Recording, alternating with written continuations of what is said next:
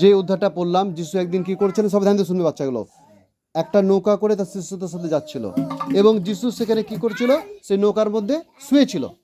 তো ওই সময় কি হলো, হঠাৎ সমুদ্রের মাঝে গিয়ে, সমুদ্রটা বিশাল বড়, সেই হ্রদের মাঝে গিয়ে কি হলো, অনেক ঝড় উঠলো এবং যিশু তখন ঘুমাচ্ছিলেন। এবং অনেক যখন ঝড় উঠলো, তখন শিষ্যরা তখন যিশুকে ডাকলেন, যিশু যিশু প্রভু আমাদেরকে তুমি বাঁচাও, এত ঝড় উঠছে আর তুমি কিভাবে এখানে শুয়ে থাকতে পারতেছো। তখন যিশু উঠলেন এবং তাদেরকে বললেন, হে অল্প বিশ্বাসীরা, তোমরা কেন ভয় করো। ঠিক আছে, তখন যিশু উঠে সেই সাগরকে, সেই হ্রদকে বা সমুদ্রকে তিনি, সেই ঝড়কে তিনি প্রার্থনা করলেন, হাত দিয়ে এরকম করলেন। তোমরা অনেক সময় হয়তো ইউটিউবে দেখছো কিনা জানি না, সেই ঝড় কী হলো, তখন থেমে গেল। তো এটা হচ্ছে একটা জাগতিক ঝড় ছিল, কিন্তু বা প্রাকৃতিক একটা দুর্যোগ ছিল। সেখানে যিশু সেই ঝড় সমস্যাটাকে তিনি কী করলেন, তিনি সেখান থেকে তিনি তাদেরকে উদ্ধার করলেন।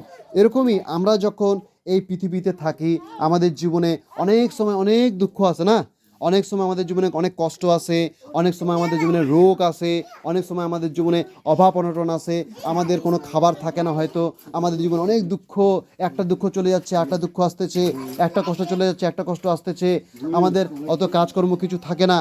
কিন্তু সবাই ধ্যান দিয়ে শুনবো, কিন্তু ঈশ্বর যদি, যিশু যদি আমার নৌকায় থাকে, মানে আমার নৌকায় বলতে কি, আমার জীবনে যদি থাকে, আমার হৃদয়ে যদি থাকে, আমার পরিবারে যদি থাকে, তো আমার জীবনে যতই ঝড় আসুক, যতই সমস্যা আসুক, আমাকে কখনো কিছুতেই আমি ভয় করব না। এই যে কিছুদিন আগে কত ঝড় ঝাপটা হয়ে, বন্যা হয়ে কত লোক মারা গেল না, কত লোক মারা গেল, কত বাচ্চারা ভেসে ভেসে চলে গেল, এই গাজল ডোবায়, এই বিভিন্ন জায়গায় বাচ্চাগুলো বা লোকগুলো ভেসে ভেসে চলে যাচ্ছে, কত গরু ছাগল, কত বনের পশুগুলা মারা গেল, তাই কি না? কিন্তু এই সবের মাঝখান থেকেও কিন্তু আমাদের কে রক্ষা করেছে? যিশু আমাদের রক্ষা করেছে।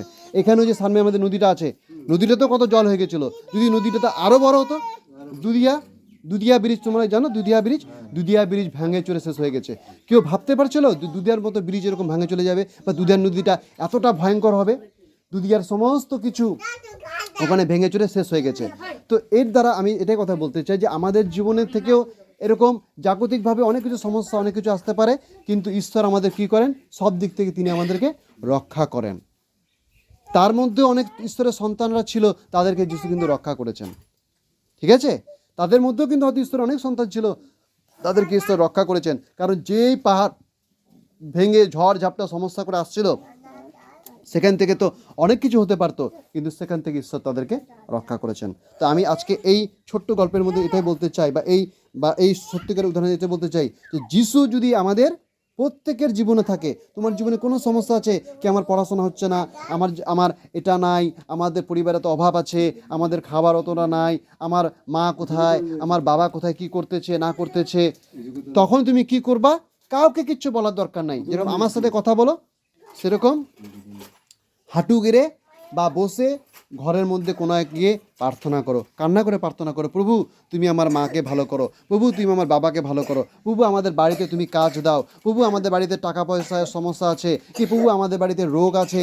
তো ঈশ্বর সমস্ত সমস্যা, সমস্ত কিছুকে ঈশ্বর কি করেন, তিনি হচ্ছে রক্ষা করেন। তো আজকে এর দ্বারা এটাই আমরা প্রার্থনা করতে চাই, এটাই আমরা বলতে চাই যে ঈশ্বর আমাদেরকে সব দিক থেকে তিনি আশীর্বাদ করেন, তিনি প্রত্যেকটা বিষয়ে তিনি আমাদেরকে সাহায্য করেন, এবং আমাদের জীবনে যত ঝড় সমস্যা সমস্ত কিছু আছে, তিনি তা কী করেন, দূর করেন। তিনি এটা না, তিনি আমাদের বিশ্বাস দেখতে চান যে আমরা তাকে কতটা বিশ্বাস করি।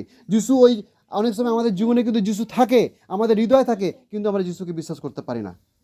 বলি, হ্যাঁ আমার জীবনে এত কষ্ট, আমার জীবনে এরকম, আমি এখনও আজীবন এইভাবে চলতেছি, কিন্তু আমরা সেইভাবে প্রার্থনা করি না বলেই আমাদের জীবনের উত্তর আমরা পাই না।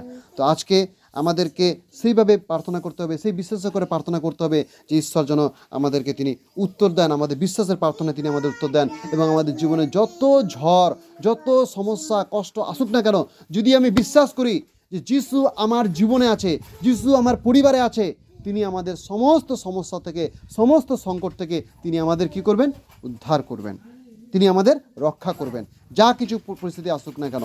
তো আজকে আমি তোমাদেরকে জিজ্ঞাসা করতে চাই, তোমরা কি যিশুকে বিশ্বাস করো? বিশ্বাস করা মানে এটা না যে তুমি খ্রিস্টান হয়ে গেলা, এমনি তোমরা যিশুকে বিশ্বাস করো যে যিশু আমাদের সমস্ত কিছু করতে পারেন? বিশ্বাস করতে হয়? जो मेरा पढ़ाई में, मेरा जीवन में दुख है, कष्ट है, समस्या है, सब में वो यीशु मसीह मेरा जीवन से सब दुख समस्या वो दूर कर सकता है। विश्वास करते हैं राखी? तुम भी करते हो? प्यार करते हो यीशु मसीह को ना? नहीं करते हो?